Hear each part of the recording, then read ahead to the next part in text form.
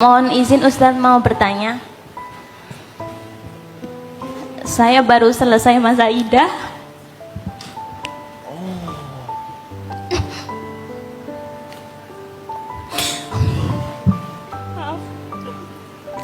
Dan saya seorang ibu. Hampir seperti cerita tadi Mbak Rara ya, kayak gitu.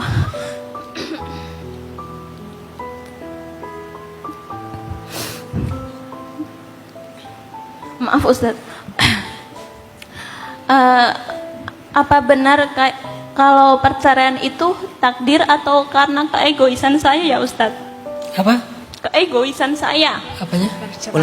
Perceraian itu perceraian. Karena takdir atau keegoisan saya. Karena menurut saya itu pernikahan saya itu udah di tahap yang sangat tidak wajar gitu Ustadz.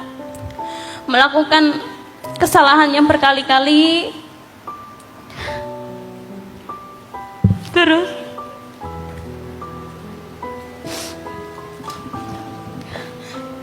Mbak Nani punya anak? Punya Ustadz. 1, 2. Yang paling kecil umur berapa? Pas saya bisa berarti 11 bulan. Sekarang 11 bulan. Sekarang udah 15 bulan. Sama Mbak Nani? Iya, kayak gitu. Yang gede? Makasih Mbak. Yang gede berarti umur 10 tahun Pak Ustadz. Gitu, cowok cewek. Ya.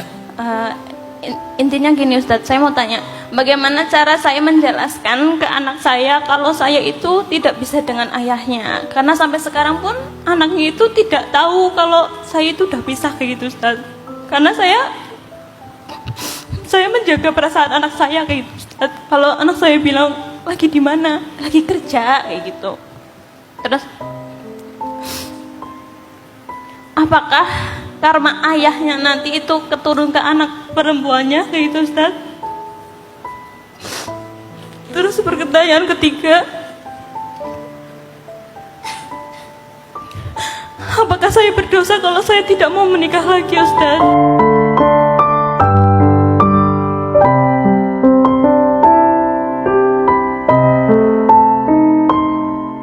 Banyak yang memahaminya kalau seorang ayah atau ibu pernah berzina, nanti anaknya akan nurun gitu, mendapatkan dosa yang sama, akan melakukan hal yang sama atau diperlakukan yang sama oleh orang lain.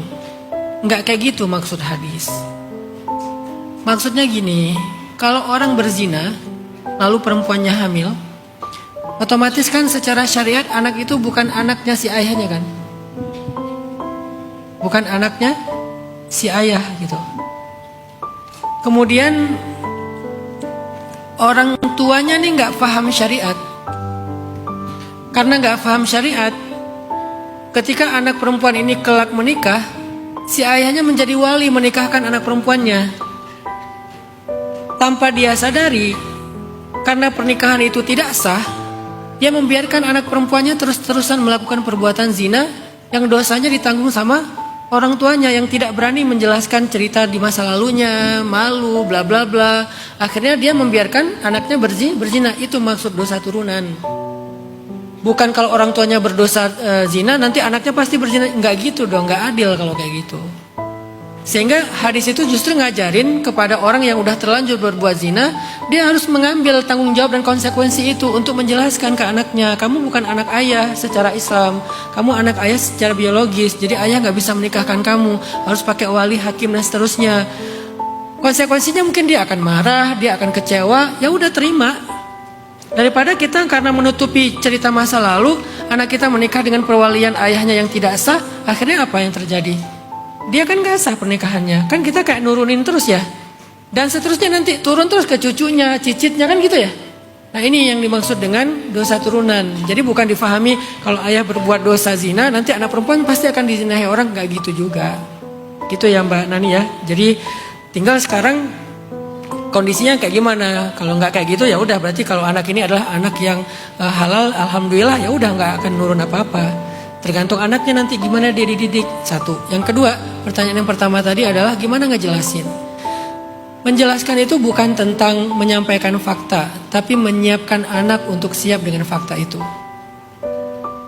Jadi bukan bagaimana cara saya menjelaskan, bagaimana cara saya menyiapkan dia untuk bisa menerima kenyataan itu. Itu yang terpenting. Maka fokusnya Mbak Nani atau siapapun yang nasibnya sama, cobalah didik anak itu sebijaksana mungkin.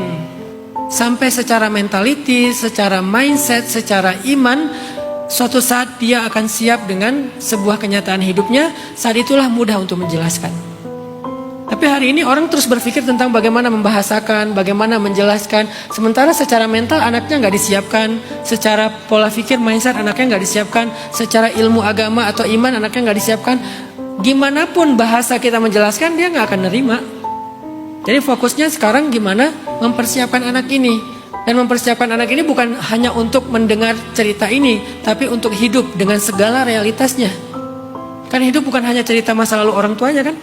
Tentang masa depannya dia juga, masa kininya dia juga, realitas dia juga. Siapkan anak itu. Ketika anaknya udah siap, insya Allah nanti dia akan menerima kok jawaban-jawaban itu. Yang ketiga, jangan sampai masalah orang tua, ayah dan ibu, suami istri itu mengurangi hak-hak anak. Ini pentingnya orang belajar tentang ilmu perceraian.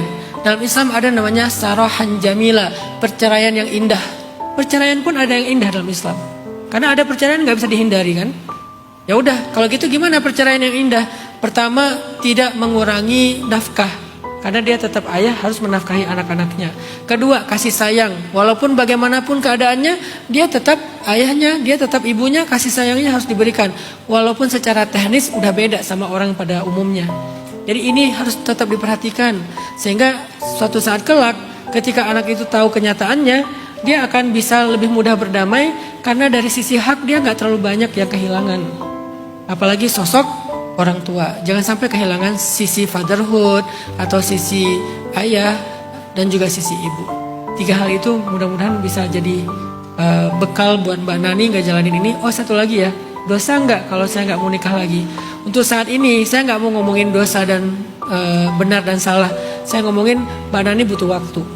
Sekarang fokus saja dengan anak-anak. Fokus dengan si kecil yang baru berapa tadi 15 bulan. Fokus dengan kakaknya yang 10 tahun. Fokus dengan mereka aja. Suatu saat nanti hati Mbak Nani yang akan menuntun Mbak Nani harus ngapain. Maka jangan pernah berfatwa Mbak, saya haramkan diri saya dengan pernikahan. Gak usah. Sekarang fokus saja dengan anak-anak. Biarkan kan quote yang tadi ya, gak penting lagi yang melukai kamu. Yang terpenting adalah siapa yang membuat kamu tersenyum. Sekarang yang bisa membuat Mbak Nani tersenyum dua cewek atau cowok sih anaknya? Cowok cewek. Yang bisa membuat Mbak Nani tersenyum sekarang ada 2 mahkota itu, kakaknya sama adiknya. Udah fokuslah dengan mereka berdua. Suatu saat Mbak Nani akan ngerasain kesiapannya, atau mungkin udah mulai bisa move on, udah mulai bisa tenang. Saat itulah Allah akan menuntun harus seperti apa melanjutkan hidup.